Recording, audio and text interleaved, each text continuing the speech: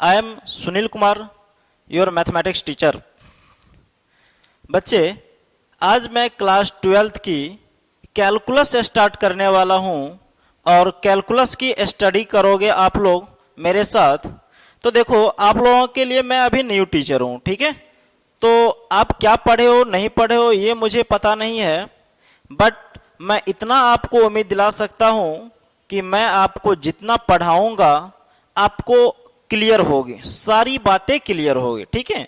तो सबसे पहले क्लास 12th की हम लोग सिलेबस देख लेते हैं, कैलकुलस की क्या हम लोगों को स्टडी करनी है। ओके, तो यहां पर बच्चे देखो, मेरा टॉपिक बना हुआ है कैलकुलस। ये जो टॉपिक है कैलकुलस बना हुआ है, ठीक है। बच्चे, क्लास 12th में कैलकुलस जो हम लोगों को स्टडी करनी है, जिसकी फर्स्ट टॉपिक हम लोगों का होगा continuity and differentiability. Continuity and differentiability, उसके बाद की जो टॉपिक है वे है हम लोगों की डिफरेंशिएशन। बच्चे, ये जो चैप्टर आप देख रहे हो कंटिन्यूटी एंड डिफरेंशिएबिलिटी जो देख रहे हो, इसको पढ़ने के लिए हम लोगों की कुछ बेसिक कॉन्सेप्ट की जरूरत है। और वे बेसिक कॉन्सेप्ट क्या होनी चाहिए? लिमिट होनी चाहिए।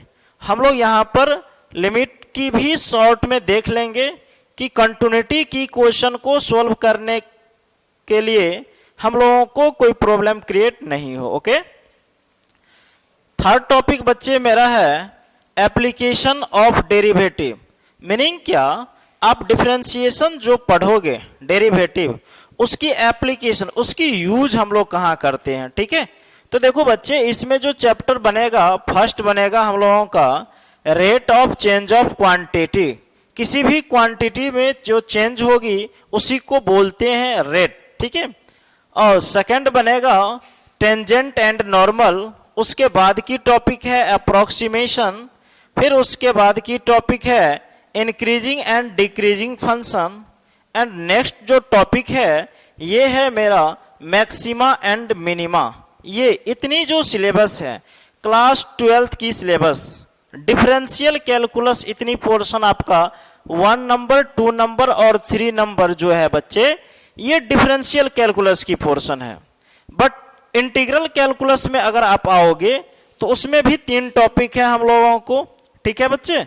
4 नंबर में जो मैंने यहां पर दिया है ये है इंटीग्रेशन। इंटीग्रेशन हम लोगों को स्टडी करनी है। इंटीग्रेशन की ऑलरेडी 2 पार्ट है बच्चे। इसमें एक पार्ट है इनडेफिनेट और दूसरी पार्ट है इसकी डेफिनेट। इनडेफिनेट इंटीग्रेशन के बारे में स्टडी करनी है और डेफिनेट इंटीग्रेशन के बारे में स्टडी करनी है। ओके, नाउ नेक्स्ट चैप्टर है आपका एरिया। इसी को बोलते हैं एयूसी, औच।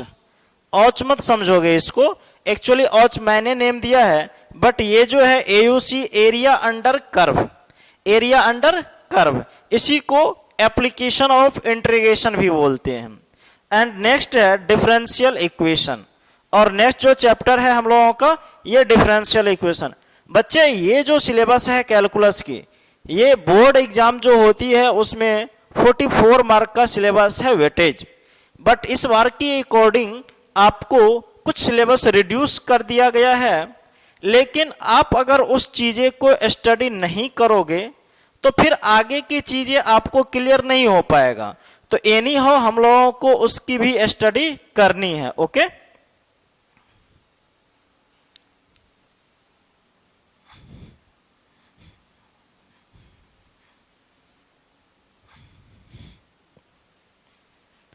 तो बच्चे, सबसे फर्स्ट चैप्टर जो मैंने आपका दिखाया कंटिन्यूटी एंड डिफरेंशिएबिलिटी, तो हम लोग टॉपिक बनाएंगे कंटिन्यूटी एंड डिफरेंशिएबिलिटी। ओके, देख लो बच्चे, कंटिन्यूटी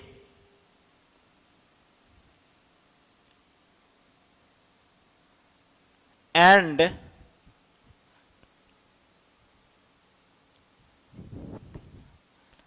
कंटिन्यूटी एंड डिफरेंशिएबिलिटी। देखो बच्चे, ये कंटिन्यूटी एंड डिफरेंशिएबिलिटी जो है, इसको स्टडी करने के लिए कुछ पॉइंट हम लिखते हैं। उस पॉइंट्स को आप देखते जाओ, आपकी क्वेश्चन ऑलरेडी सॉल्व होगी। ओके, तो फर्स्ट पॉइंट इसमें हम लिखते हैं आपका ये, if we draw a graph of function without picking a pen called continuous. अगर बच्चे हम लोग किसी फंक्शन की ग्राफ ड्रॉ करते हैं विदाउट पिकिंग अ पेन, बिना पेन को उठाए हुए, मीनिंग क्या, हमने सपोज यहां से पेन स्टार्ट की, एक ग्राफ मैंने ये ड्रॉप किया, यहां से यहां तक जो मैंने ग्राफ ड्रॉप किया, इस ग्राफ को आप देखो ड्रॉप करते समय मैंने पेन को नहीं उठाया, which means this graph is and this function is continuous। इसका मीनिंग क्या है, ये फंक्शन जो है कंटिन्यूअस है। ओके, अब देखो इसकी दूसरी पॉइंट मैं आपको दिखाता हूं। दूसरी पॉइंट जो है बच्चे, कंटिन्यूटी, इसकी मीनिंग आपको समझनी है, no break and differentiability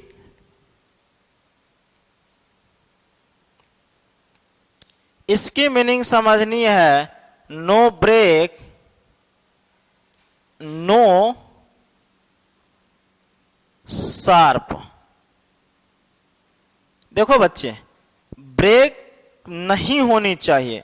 break का मतलब यहां पर मैं आपको यह कहना चाहता हूं कि ग्राफ जो आप ड्रॉ करते हो ना, ये ग्राफ टूटी हुई नहीं होनी चाहिए, ग्राफ आपका कंटिन्यू होनी चाहिए। ठीक है बच्चे, इस चीज को ध्यान रखना।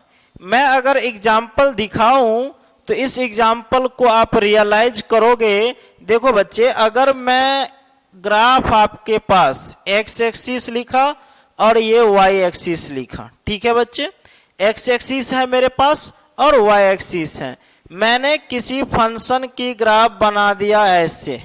सपोज ये आपकी किसी फंक्शन की ग्राफ है जिसमें से ये ग्राफ यहाँ की एक पॉइंट है और दूसरी पॉइंट बच्चे यहाँ की मैंने ले लिया। ठीक है, x इक्वल टू ए एक पॉइंट है और ये x इक्वल टू बी है।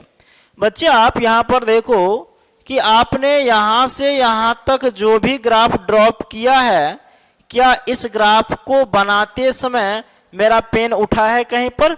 नहीं उठा है। So this is continuous, continuous हो गया ये। लेकिन बच्चे मैं आपको एक और एग्जांपल यहां पर दिखाना चाहूंगा, y equal to sine mod x। अब ये हम एग्जांपल्स लिए हैं। देखो बच्चे, साइन x की ग्राफ ये है, ठीक है, लेकिन साइन मॉड x की ग्राफ क्या हो जाएगी बच्चे? ये हो जाएगी।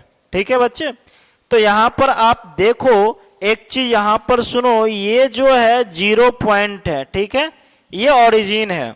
ग्राफ जब भी होता है ना, इसकी दो कॉर्नर बनता है, एक स्मूथ कॉर्नर होती है और दूसरी शार्प कॉर्नर होती है।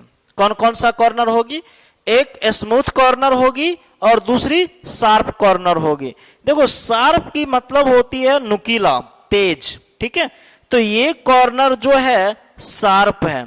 सबसे पहले मैं कंटिन्यूटी की अगर बातें करूं तो देखो मैं जितना दूर में ग्राफ बनाया हूं, यहां से लेके यहां तक मेरा पेन इस ग्राफ को बनाने के क्रम में एक बार भी नहीं उठा। जब नहीं उठा तो ये क्या हो गया? कंटिन्यूअस हो गया। ठीक है बच्चे, डिफरेंशिएबल की बात किया जाएगा तो बच्चे यहां पर देखो ये ग्राफ ऐसे आया और ऐसे चला गया, तो यहां पर कॉर्नर हो गया शार्प। शार्प जैसे ही कॉर्नर हो गया तो डिफरेंशिएबल नहीं होगा, नॉट डिफरेंशिएबल। ये डिफरेंशिएबल बच्चे नहीं होगा। तो आप ये बोल सकते हो सर कहां पर जो है ग्राफ शार्प कॉर्नर बनेगी? कैसे हम लोग पहचानेंगे? तो देखो बच्चे, मैं यहाँ पर अब दिखा देता हूं आपको। देखो ये जो ग्राफ मैंने बनाया, ये एक पॉइंट ग्राफ है, ठीक है बच्चे। और यहाँ पर मैं इस पॉइंट की बात करूं, यहाँ पर ये कोई पॉइंट है ए। तो बच्चे यहाँ पर देखो, ये जो ग्राफ बेंडिंग हो रहा है ना, मुड़ रहा है ना, ये जो मुड़ रहा है ना, ये इसको बोला जाएगा स्मूथ। क्या बोला जाएगा? स्मूथ। मीन्स राउंड शेप में होनी चाहिए, अप्रोक्स थोड़े थोड़े वैल्यू डिक्रीज होनी चाहिए।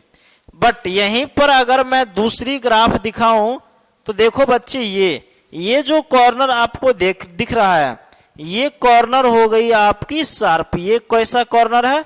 शार्प। बट ये कैसा है? स्मूथ कॉर्नर है।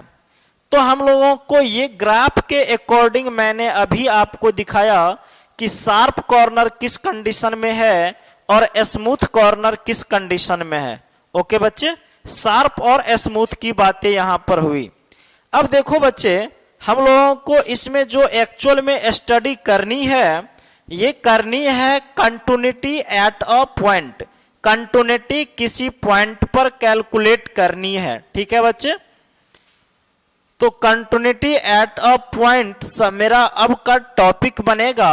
उस पॉइंट को आप देखोगे, रियलाइज करोगे। ओके, देखो यहां पर है कंटिन्यूटी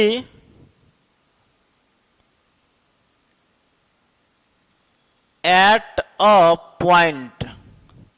मीनिंग क्या? किसी पॉइंट पे कंटिन्यूटी हमको फाइंड आउट करनी है बच्चे। तो किस पॉइंट पर फाइंड आउट करनी है, उस पॉइंट को हम लोग क्या बोलेंगे?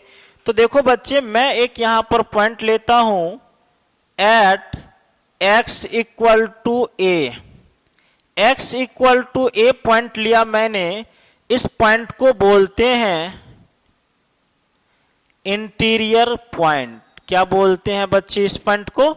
Interior point. ये बच्चे आपको ध्यान रखनी है कि हम लोगों ने जिस पॉइंट पर कैलकुलेट करने के लिए आ रहे हैं, ये कैसी पॉइंट है? Interior point. देखो बच्चे, जो भी इसमें हम लोग यूज करने वाले हैं ना, ये कंप्लीटली लिमिट से टर्म रिलेटेड है और उसी टर्म की यूज हम लोग करेंगे, ठीक है। इस चीज को आपको ध्यान में रखनी है। देखो कंटिन्यूटी एट अ पॉइंट जो बच्चे मैं डिस्कस कर रहा हूं, यहां पर x equal to a point लिया मैंने। ए में भी कुछ भी हो सकता है, 1 2 3 -1 -2 1/2 हाफ, कुछ भी हो सकता है। तो देखो यहां पर मैं एक ग्राफ ड्रॉ करता हूं।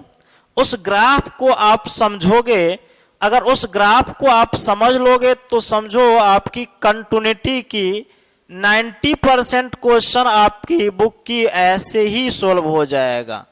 देखो बच्चे, यहां पर मैंने कोऑर्डिनेट एक्सिस बना लिए हैं। एक्स एक्सिस है, वाई एक्सिस है। अब किसी फंक्शन का मैं ग्राफ लेता हूं, ठीक है। यहां पर देखो, सपोज मैंने ये ग्राफ ले लिया किसी फंक्शन की। ये बच्चे y equal to f x एक फंक्शन है। y equal to f x एक फंक्शन है और मैंने जो पॉइंट लिया x इक्वल टू ए, ये पॉइंट है। यहां पर ये जो x एक्सिस है, ये पॉइंट A हो गया, ठीक है बच्चे। बहुत ही इंपॉर्टेंट रोल है इस पॉइंट की। ये पॉइंट बच्चे आपका x इक्वल टू ए हो गया। ये पॉइंट आप इसको ध्यान दो, ठीक है। देखो बच्चे, यहां पर x equal to a point लिया ना, तो ये जो आपकी हाइट है ना फंक्शन की, ये आपकी हाइट क्या निकलेगा? ये निकल जाएगा एफ ए निकल जाएगा बच्चे, ठीक है। जब हमारा हाइट ये एफ ए निकल चुका, तो मैं यहां पर अब दूसरी बातें क्या करूंगा, उस बातें को आप देखो। एक के बगल की पॉइंट मैं इधर का लेता हूं बच्चे, ये यहां पर लिखता हूं। ये है मेरा, और इसके बगल की पॉइंट रेड पेन से मैं लिखता हूं, ठीक है। ये क्या है? इधर की जो भी पॉइंट है ए से, वे ए से बड़ी पॉइंट होगी, जिसको हम लोग ए प्लस लिखेंगे। ए प्लस, इसकी मीनिंग आपको जो ध्यान रखनी है, और ए से ज्यादा, ए में प्लस कुछ किया गया और इसको हम लोग ए प्लस एच ऐसे लिख सकते हैं, ठीक है बच्चे। बट यहां पर जो वैल्यू मिलेगी हम लोगों को ग्राफ पर, तो देखो बच्चे ये ऐसे आएगा लाइन डॉटेड, और ये आपका भी यहां की वैल्यू मिलेगा जिसे हम लोग एफ ए प्लस एच बोलेंगे, ठीक है बच्चे। बट ए के लेफ्ट साइड देखो बच्चे, इधर की पार्ट मैं बात करूंगा, अब ए के इधर की बातें करूंगा, ठीक है।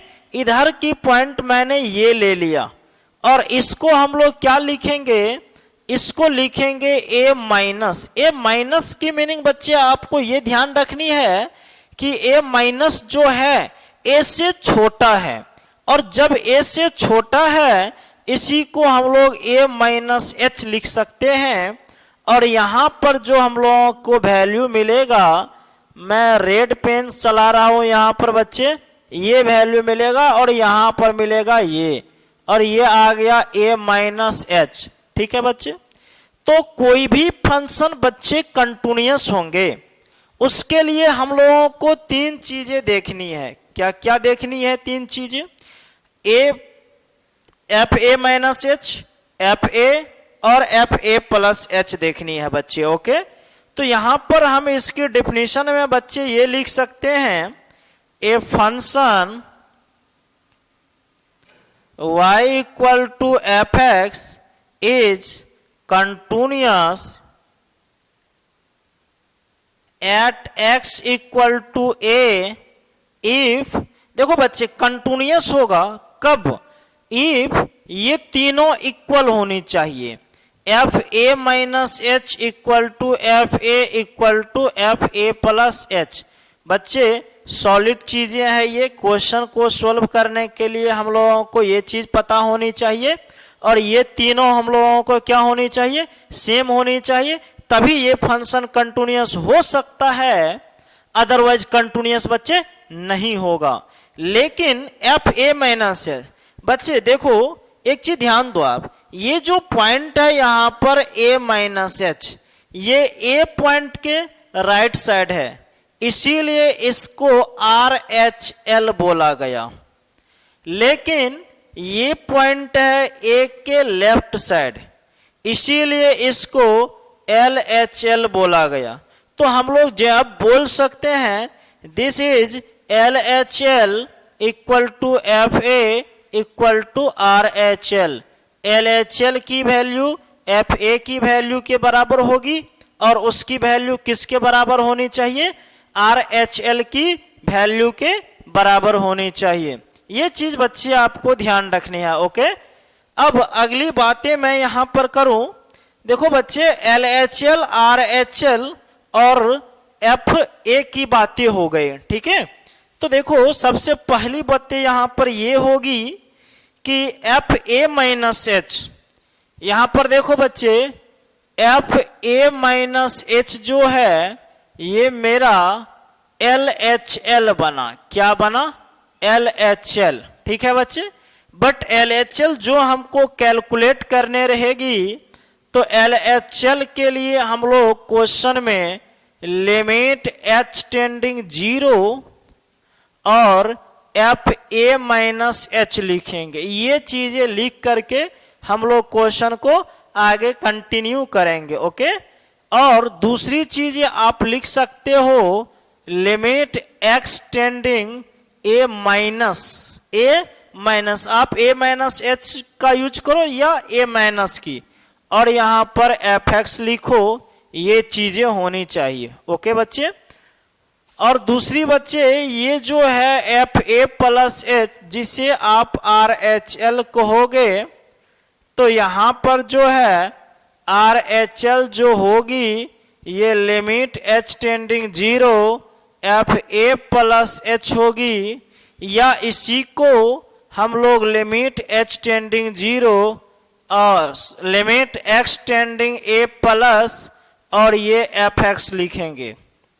बच्चे अब जो यहां पर आप देख रहे हो एल एच एल की बातें देखी आपने, आर एच एल की बातें देखी आपने, तो ये बॉक्स में मैंने जो डाल दिया और यहां पर बॉक्स में जो डाल दिया, एनी हाउ आपको ये ध्यान रखनी है, किसी भी क्वेश्चन की कंटिन्यूटी और डिफरेंशिएबिलिटी चेक करने के लिए सबसे पहले हम लोगों को LHL और RHL पर बातें करनी होगी। तो LHL जैसे ही मैं बोलूं LHL क्या होती है, तो बच्चे LHL जो होगा limit h tending 0 fa minus h, otherwise you can also use limit x tending a minus fx, but RHL equal to limit h tending 0 fa plus h, otherwise limit x tending a plus और fx। आप इसकी use कर सकते हो। ठीक है बच्चे, जब आप इसकी यूज कर लेते हो, जब आप इसकी यूज कर लेते हो तो क्वेश्चन आपका सोल्व हो जाएगा इस पर और इस पर। तो इसी के बेसिस पर बच्चे मैं ये कह सकता हूं कि कोई भी फंक्शन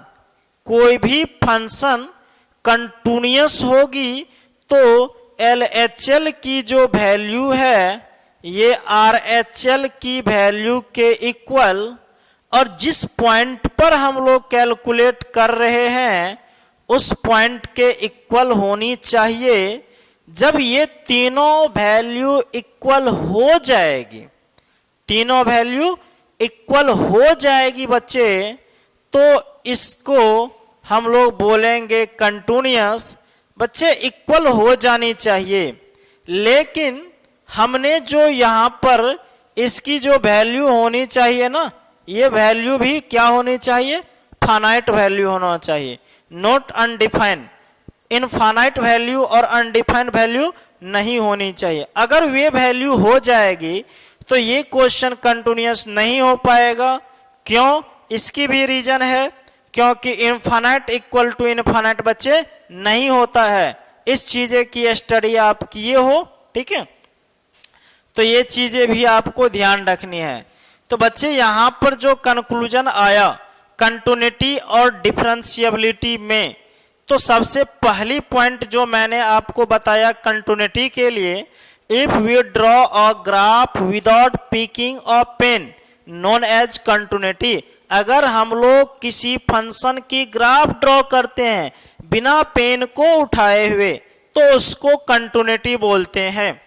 सेकेंड पॉइंट, कंटिन्यूटी की मीनिंग नो ब्रेक, टूटा हुआ नहीं होनी चाहिए ग्राफ। अभी आप यहां पर देख रहे हो ये जो ग्राफ है आपकी, ये कहीं पर टूटा हुआ है नहीं है, तो continuity. Differentiability no break no sharp, न टूटा हुआ होना चाहिए न शार्प कॉर्नर होनी चाहिए, डिफरेंशिएबिलिटी।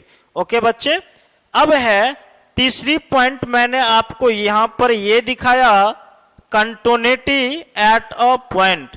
कंटिन्यूटी अगर हम लोगों को किसी पॉइंट पर चेक करनी है तो कैसे चेक करेंगे? किसी पॉइंट पर बच्चे कंटिन्यूटी चेक करने के लिए मेरे पास तीन चीजें, कितनी चीजें? तीन चीजें, और ये तीन चीजें क्या है बच्चे? LHL, RHL और FA। ये तीन चीजें अगर आप कैलकुलेट कर ले क्वेश्चन आपका क्लियर। और उसमें RHL LHL की वैल्यू ये है limit h tending 0 fa minus h, RHL की वैल्यू यहां पर है आपकी limit h tending 0 fa plus h, और fa तो आप जानते ही हो बच्चे।